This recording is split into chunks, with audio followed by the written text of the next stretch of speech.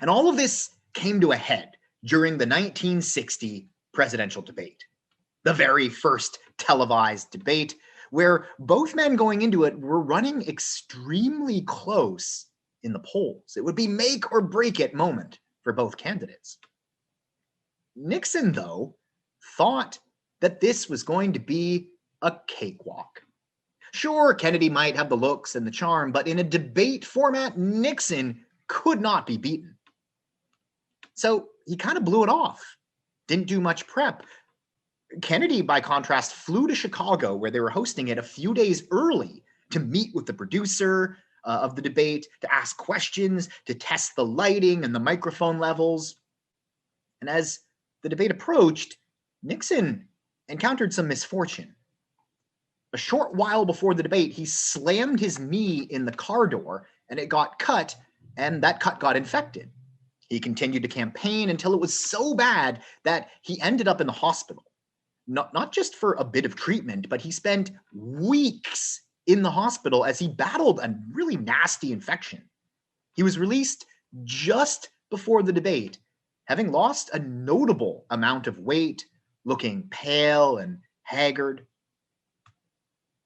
Debate day arrives, and things just keep getting worse for Nixon.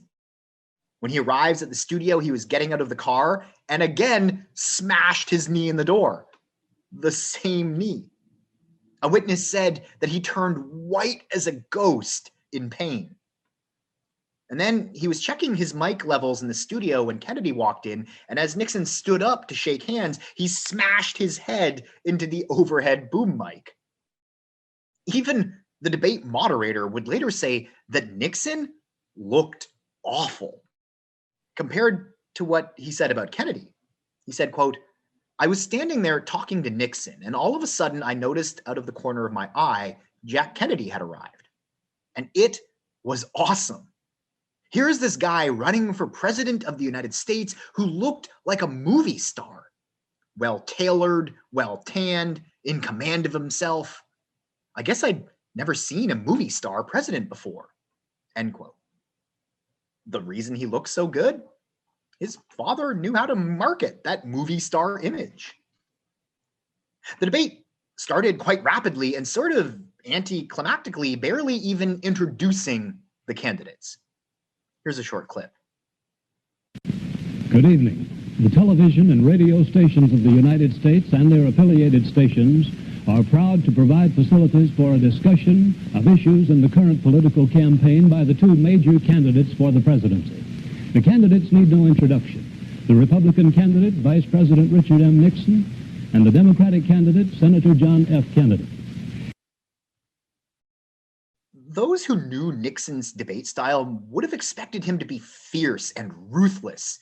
It's why you liked Nixon. He was a fighter. But here, he decided to take a different tack, partly because JFK had this uncanny ability to laugh off any opponent's attacks, even to evade tough questions and respond in a way that made his opponents look foolish. So Nixon, to try to throw Kennedy off, instead of being ferocious and scorched earth, he went sweet.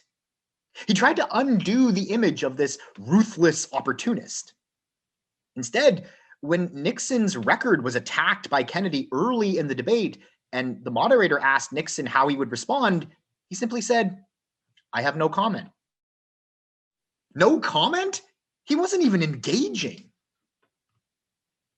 More than 70 million Americans watched the debate that night, 2 million more than would actually cast ballots.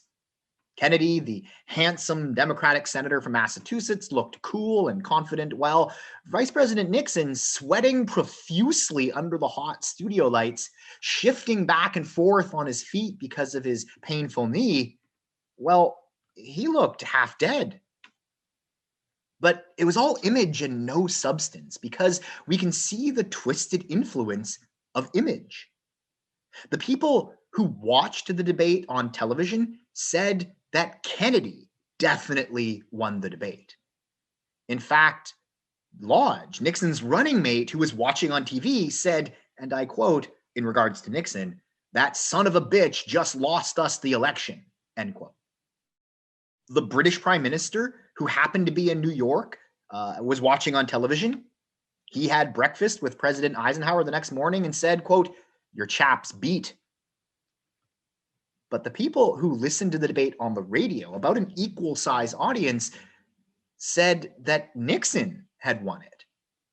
Lyndon Johnson, Kennedy's running mate, was listening on the radio and was certain that Kennedy had lost the debate. He said, quote, "The boy didn't win," end quote. The fact is, Nixon did win the debate.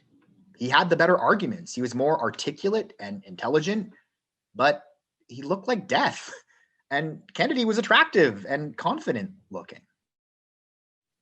There was even this consensus that Nixon had won all of the 4 debates, after the fact, when they had done all of them. There was a scandal even during one of them. The candidates were not allowed to use any notes, but Kennedy was caught on camera with not one, but 2 stacks of note cards, one of which he dropped and then picked up mid-debate. There was a second scandal. After the debate, Kennedy and his campaign put out a commercial that today we might call fake. They had craftily edited the debate footage to show Nixon nodding along and smiling at all of Kennedy's points as if he had agreed, but that's not what actually played out.